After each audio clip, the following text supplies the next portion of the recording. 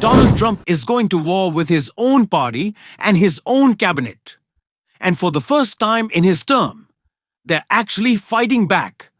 And I guess it should come as no surprise to anyone that the person in Donald Trump's cabinet who is most physically violent with other members of the administration, Scott Benson, is the one who is hitting back at Donald Trump and attacking him to his face over Trump's political attack on Jerome Powell. That is what we are seeing today.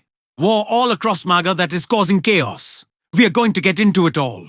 But before we do, if I could quickly ask you to leave a like on this video, and if you haven't already, and you enjoy our channel, to hit that subscribe button, because it goes a long way in supporting our work, breaking these stories, and calling out the Trump administration. Now I want to start with the latest update on Donald Trump's attack on Jerome Powell.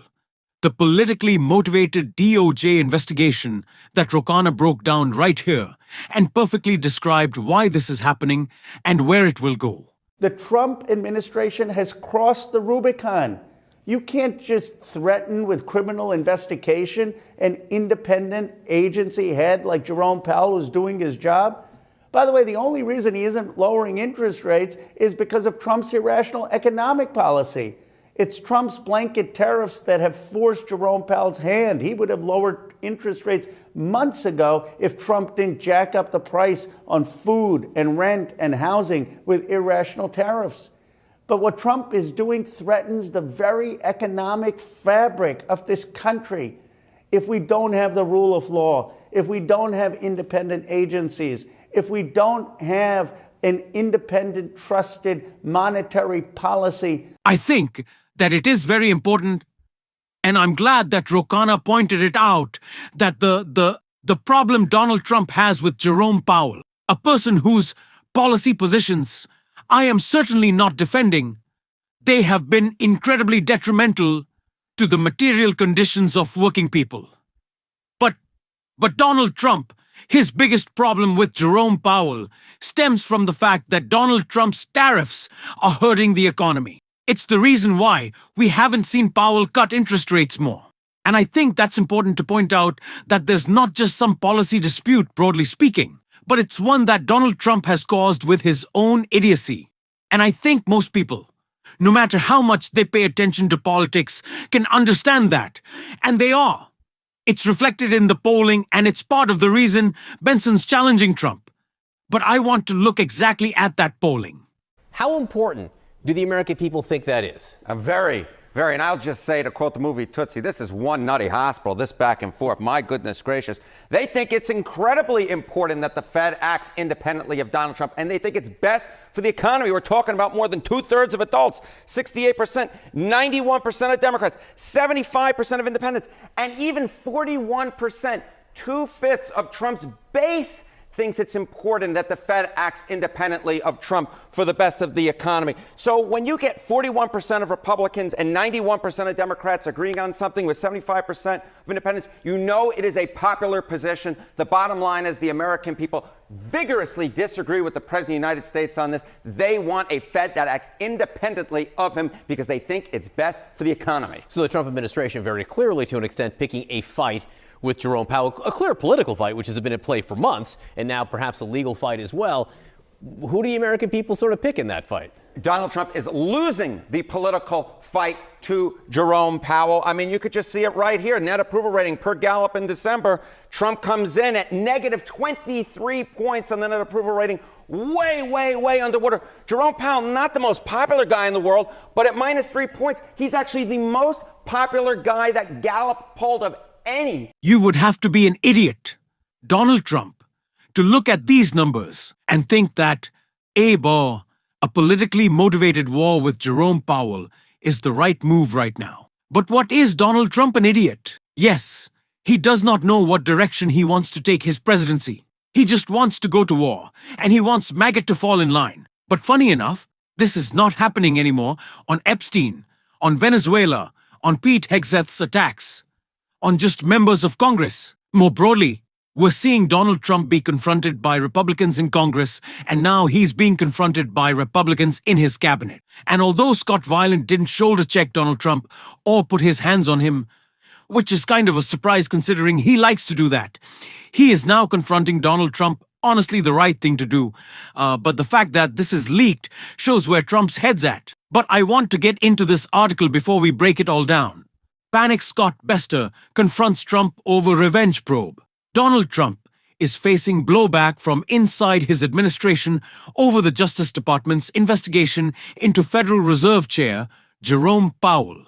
Treasury Secretary Scott Benson confronted Trump in a tense call late on Sunday, telling him the criminal probe made a mess. Axios reported the secretary isn't happy, and he let the president know. One source familiar with Benson's call to Trump told the outlet the former hedge fund manager, 63, reportedly warned the president, 79, that the DOJ's investigation could rattle financial markets, which depend on the central bank's independence from political meddling. Besson is also frustrated that the investigation appears to have caused Powell, 72, to dig in just months before his term as Fed chair ends in May. The Treasury Secretary thought when the president named a new Fed chair that Powell would go. But now that's not going to happen. Another source told the outlet. Now Powell is dug in. This really made a mess of things. Now, obviously, I want to get into that call. I want to talk more about this, but I think the most important takeaway from this article is that we know about it. Scott Benson called Donald Trump on a Sunday. They had a private conversation. And this leak is obviously coming out of Scott Benson's camp. He wants this to be made public. So maybe Wall Street guys feel a little more comfortable that there's someone advocating for them in this administration. But Benson is kind of planting his flag here and saying, I'm going to be oppositional to Trump. I'm going to make sure that this is public. I am letting you all know that what he is doing is a fuck-up. It is. What Donald Trump is doing could destabilize the economy even further than he already has. And Scott Benson wants people to know that there's someone in the White House who understands that. This is the most blatant example of someone, I guess besides Susie Wild, saying Donald Trump is a stupid person, and we know that, and we're trying to work around it. Now, this is not credit to Scott Benson, but this is clearly what he's trying to accomplish. He doesn't believe he can move Donald Trump. Sure, he'll push back against him. But what the goal is, what I'm reading out of this, is to try to calm everyone down by at least saying that it has been acknowledged that Donald Trump is a big dummy. And of course he is. We have known this for the longest time. The fact that these Wall Street guys just got in line with Trump shows you how weak and servile they are, how spineless they are. And I think every Democrat or any Democrat who is planning to be a leader in our party come 2028 should realize the concessions that you can get out of these guys. We do not have to play by their terms. We do not have to play their game. We can either be the big tent party, and the tent includes the guys on Wall Street, or it can actually include working people again, right? And that's what Elizabeth Warren has been talking about a lot. I want to hear what she had to say, her reaction to this probe into Jerome Powell, as well as a little bit of her view of the path forward for Democrats right now. I think this is all in line at the moment. So you're really going to want to check out what Elizabeth Warren had to say. Saying that we count on the Fed to make monetary policy decisions, meaning interest rates up, interest rates down, based on their best interpretation of the data. Now, you can argue whether they get it right or get it wrong, but insulated from political pressure. And that's why they get these long terms. That's why their budget doesn't go through Congress or the president. Donald Trump has been trying virtually from the day he got into the White House to get control of the Fed so that he can make the decisions about monetary policy. And what's the risk associated with that? Any president who can do that will want to lower those interest rates, juice the American economy in the short term, even though the long-term consequences of that will be more inflation, bad for the economy overall. Donald Trump has made multiple plays to get control. He's tried firing, or claimed he was going to fire Jerome Powell, tried to fire Lisa Cook. He has pushed back on the Fed at every opportunity, trying to seize control of the Fed. And this latest is weaponizing the Department of Justice as a way to try to bring Jerome Powell to his knees. If that happens, It is bad for the American economy. It is bad for the American consumer. And you're not exactly the biggest fan of Jerome No. Powell, to say the least. You have said that he took a flamethrower to banking regulations, that he's putting jobs at risk, that he increased costs for families, allowed a culture of corruption to fester in the Fed.